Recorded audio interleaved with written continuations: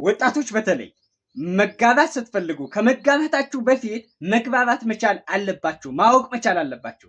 የትዳርን ምንነት፣ የህይወትን ምንነት ማወቅ አለባችሁ። ህጉን፣ ስርዓቱን ማወቅ መጠንቀቅ አለባችሁ።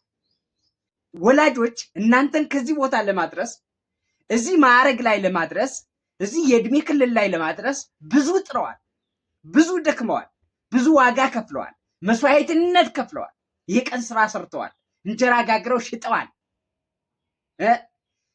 ተሰድበዋል፣ ተንቀዋል። እጃቸው እግራቸው ሁሉ እንደ ድንጋይ ሆኗል፣ እንደ ድንጋይ ሆኗል። እጅግ ተሰቃይተው ተጨንቀዋል። ለእናንተ አስበዋል።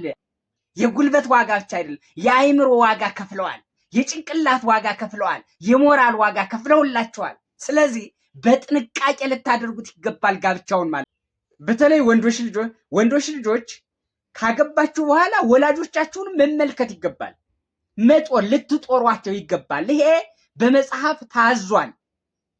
እናቱንና አባቱን የማይረዳ ልጅ ይሙት፣ ቢሞት ይሻላል፣ ባይኖር ይሻላል፣ ከመኖሩ ይልቅ ባይኖር ይሻላል ተብሎ ተጽፏል። ይረሷቸዋል ወላጆቻቸውን። ምናልባት ስባሪ ሳንቲም ሊበትንላቸው ይችላል፣ ግን የሚያልቅ አይመስለውም፣ ተመልሶ አይጎበኛቸውም።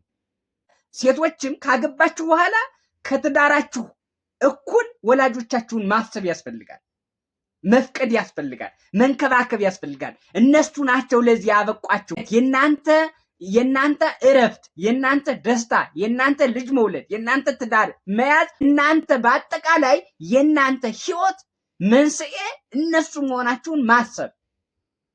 ከዛ ውጭ ባል ሚስቱን ሊንከባከብ ይገባል። አካሉ ስለሆነች ክርስቶስ ቤተክርስቲያንን እንደሚንከባከባት ባልም ሚስቱን ሊንከባከባት ይገባል ተብሎ ተጽፏል። ሚስትም ባሏን መንከባከብ ይገባታል።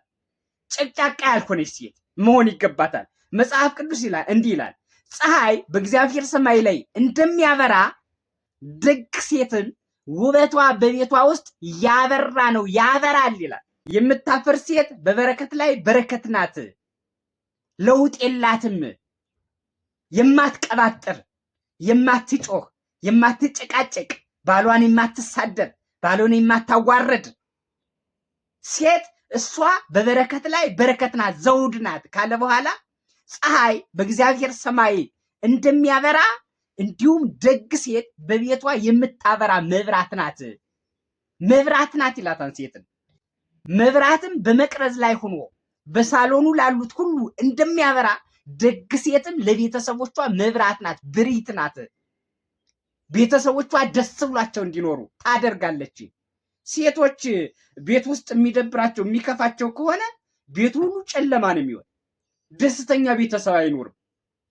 ዝም ብሎ ሁሉም የቆዘመ ነው የሚሆነው። እራቱን እንደበላ አይቆጥረው፣ ምሳውን እንደበላ አይቆጥረው። ስለዚህ ሴቶች ይህን ማሰብ መቻል አለባችሁ። ለቤታችሁ ውበቶች፣ መብራቶች እናንተ መሆናችሁን ማወቅ መቻል አለባችሁ። ከማግባታችሁ በፊት መጀመሪያ ስለማግባት በደንብ ማወቅ።